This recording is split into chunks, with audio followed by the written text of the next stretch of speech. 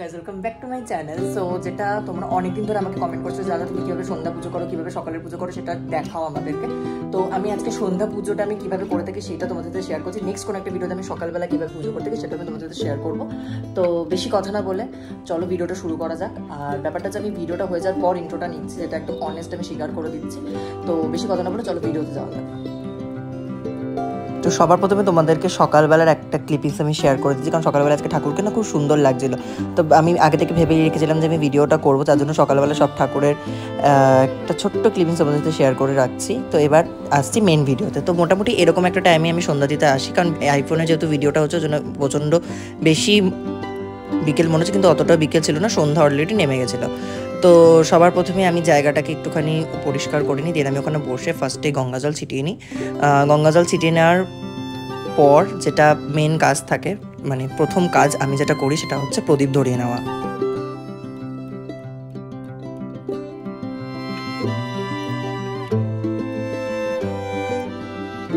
তো এখানে প্রদীপটা ফার্স্টে ধরিয়ে নিচ্ছি।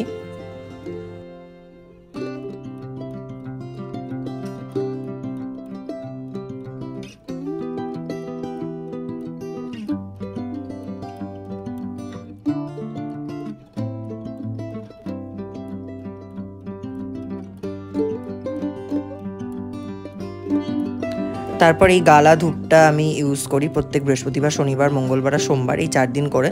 তো এরপর আমি এই গালা ধূপটাকে ধরিয়ে নেব।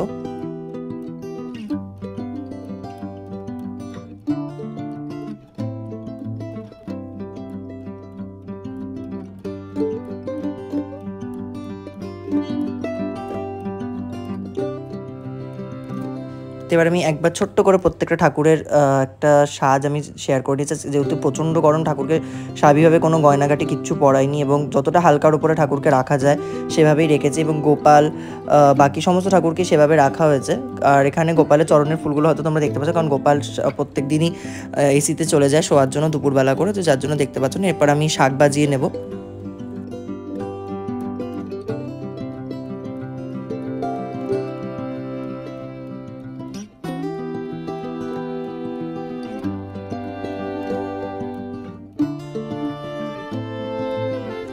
তো শাক বাজানো হয়ে যাওয়ার পর প্রত্যেক ঠাকুরকে আমি ধূপ দেখিয়ে নিচ্ছি।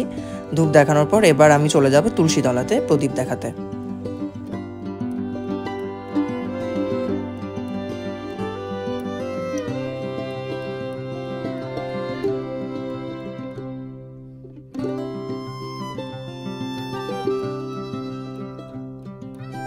আর প্রতি বৃহস্পতিবার করে প্রদীপগুলো পরিষ্কার করা হয়, তো সেই জন্য প্রদীপে সলতে তেল এগুলো কিছুই দেওয়া ছিল না, তো সেই জন্য প্রদীপটাকে প্রথমে অ্যাসেম্বল করে নিব, তারপর আমরা তুলসীতলায় যাব। তো এই পেতলের প্রদীপটাকে আমি তুলসীতলায় দেখাই।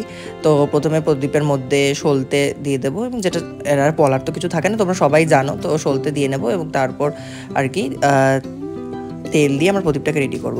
আর সত্যি কথা বলতে কি, মানে এই পুজো করা বা এই একটা নিয়ম মাফিক, মানে ডেইলি লাইফের মধ্যে যারা পুজো করে থাকো তোমরা এটা ফিল করতে পারবে যে একটা সারাদিনের মধ্যে না সবথেকে বেস্ট কাজ আমার তো এটা লাগে। কারণ সত্যি কথা বলতে সারাদিন এত কাজ কর্ম, আর সত্যি কথা বলতে মানুষের মন মেজাজ সবসময় তো ঠিকঠাক থাকে না, তো সেইভাবেই আর কি তার মধ্যেই পুজো করার মধ্যে একটা আলাদাই শান্তি চলে আসে। তো কথা বলতে বলতে আমরা চলে এসেছি ছাদে, এবং আমি না এই গরমকালটা দুবেলা করে তুলসী তলায় জল দিই, গাছটা যাতে ভালো থাকে একটু।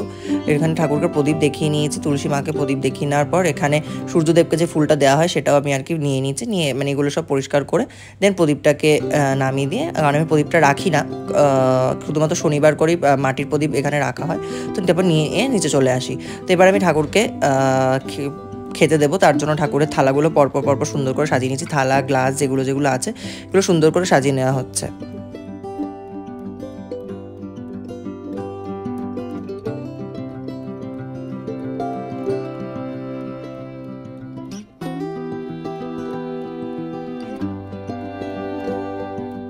তোমরা দেখতে পাচ্ছ থালা গ্লাস এগুলো সাজিয়ে দেওয়ার পর আমি গ্লাসের মধ্যে জল ঢেলে নিচ্ছি এবং তুলসী পাতা দিয়ে দিচ্ছি প্রত্যেকটা ঠাকুরের থালায়। আর আমাদের বাড়িতে না মা লক্ষ্মীর পাতে তুলসী পাতা দেওয়া হয় না। এবার এটা নিয়ে অনেকে অনেক রকম কথা বলবে, অনেকে অনেক রকম মতে বিশ্বাসী, অনেকে অনেক রকম নিয়মে বিশ্বাসী।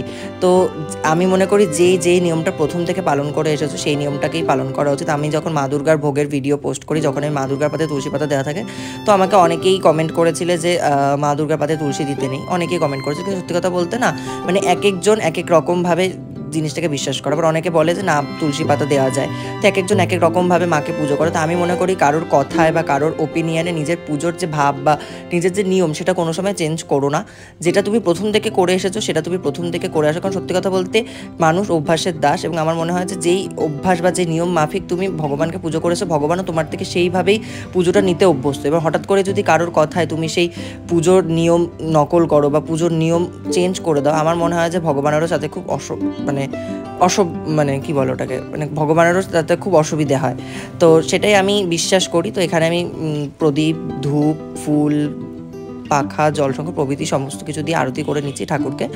তো আরতি করার পর পুজোর, দেখো সত্যি কথা বলতে সোশ্যাল মিডিয়াতে আজকে পুজোর ভিডিও তোমরা চাইছো আমি দিচ্ছি, কিন্তু তা বলে এমনটাও নয় যে পুজোর সমস্ত কিছুই আমি মানে শেয়ার করবো। কারণ ভগবান আর ভক্তের মধ্যে কিছু কিছু ব্যক্তিগত জিনিসও হয়, ব্যক্তিগত সময়ও আমার মনে হয় রাখা উচিত। তো সেই সময়টার ভিডিও আমি করিনি। তো সেই সময় ভগবান আর ভক্তের মধ্যে আমার মনে হয় না কোনো থার্ড পার্সনকে রাখা উচিত। তো এরপর আমি ঠাকুরকে ভোগগুলো তুলে নেওয়ার পর ঠাকুরের মুখ ধুয়ে দেওয়া হচ্ছে। এখানে প্রত্যেকটা ঠাকুরকে আমি মুখ ধুয়ে নিচ্ছি। মুখ ধোয়ার পর আমি ওই যে জলটা, সেই জলটা ওই বাটিটার মধ্যে ফেলেছি। আমি এইভাবেই ঠাকুরকে মুখ ধোয়াই। সেটাও হয়ে যাওয়ার পর ঠাকুরের মুখটা আমি মুছিয়ে দিই এবং ওপর দিয়ে আরতির মতো করে আমি মুখটা মুছিয়ে দিই ঠাকুরকে। তো এইভাবেই আমি আর কি পুজো করে থাকি। যদি তোমাদের কারোর কোনো বক্তব্য থাকে, কমেন্ট থাকে, সেটা তোমরা অবশ্যই করতে পারো। কিন্তু সত্যি কথা বলতে আমি মনে করি যেইটা তুমি করে মনে শান্তি পাও সেইভাবেই ভগবানকে ডাকো, সেইভাবেই ভগবানকে পাওয়ার চেষ্টা করো, তাতে ভগবান অনেক তাড়াতাড়ি সাড়া দেয়। এটা আমার উপলব্ধি, আমার বিশ্বাস। আমার সাথে তোমাদের মতভেদ থাকতেই পারে। তো এরপর কথা বলতে বলতে পুজোর প্রায় শেষের দিকে আমরা চলে এসেছি। এরপর আমি যে ফুলগুলো আছে সেই ফুলগুলো প্রত্যেকটা ঠাকুরের পরিষ্কার করে নেব। তো দেখতে থাকো। এখানে ঠাকুরের মালা ফুল প্রত্যেকটাই প্যাকেটের মধ্যে ভরে নিয়ে আমি পুকুর পাড়ে গিয়ে প্রত্যেকবার ফেলে দিয়েছি। কারণ যেখানে সেখানে ফেলি না, কারণ সত্যি কথা বলতে কি লোকের পায়ে লাগে, সে কুকুর বিড়াল আছে যারা সেগুলো নিয়ে ছেঁড়া ফাটা করবে, তো সেটাতে পাপ আমারই হবে। তো আগাগোড়াই আমাদের বাড়ির সামনে একটা পুকুর আছে, সেই পুকুর পাড়েই ফেলে আসা হয়। তো প্রত্যেক সময় যখন ময়লার গাড়ি আসে সেটা নিয়ে চলে যায়, সেটাই।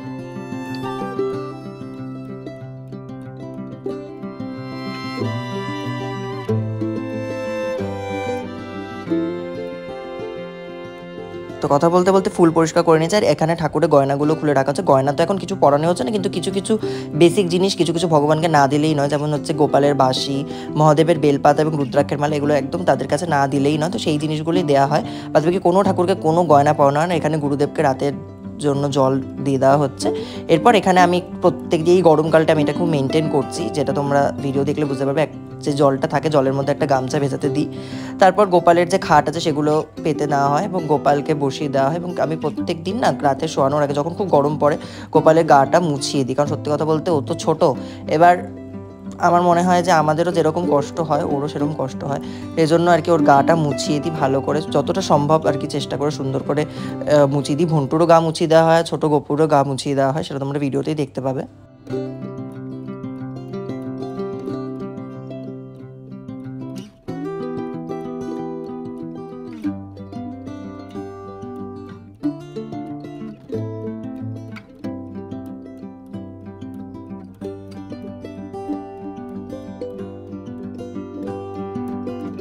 গা মুছিয়ে দিই, তারপর ওকে ওর বিছনায় শুয়ে দিচ্ছি এবং তারপর পুচকিটাকে, যে পুচকু গোপুটা যেটা আছে, ওকেও আমি ভালোভাবে গাটা মুছিয়ে দিচ্ছি।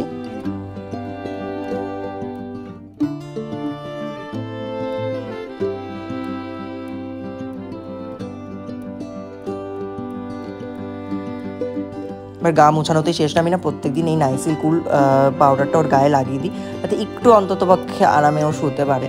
কারণ সত্যি কথা বলতে রাত্রিবেলা তো আর ঠাকুরঘর ছেড়ে ওকে এসিতে নিয়ে গিয়ে শোয়ানো পসিবল না, তো সেই জন্য ওকে একটুখানি পাউডার লাগিয়ে দিচ্ছি যে জায়গাগুলো, মানে আমরা মানুষেরা যে জায়গায় লাগাই, তো সেই জায়গাগুলোতে ওকে লাগিয়ে দিচ্ছি। ওর গলা, ওর হাত, ওর পায়ের পাক, এই সমস্ত জায়গাগুলোতে আমি লাগিয়ে দিচ্ছি। তো এইভাবে ওকে এবং ওর যে ভাই পুচকুটা দুটোকেই আমি পাউডার লাগিয়ে দিই, একটুখানি আদর করে দেওয়া হয়। তো এইভাবেই গোপালকেও শয়ন দেওয়া হয় এবং প্রত্যেকটা ঠাকুরকেও শয়ন দেওয়া হয়।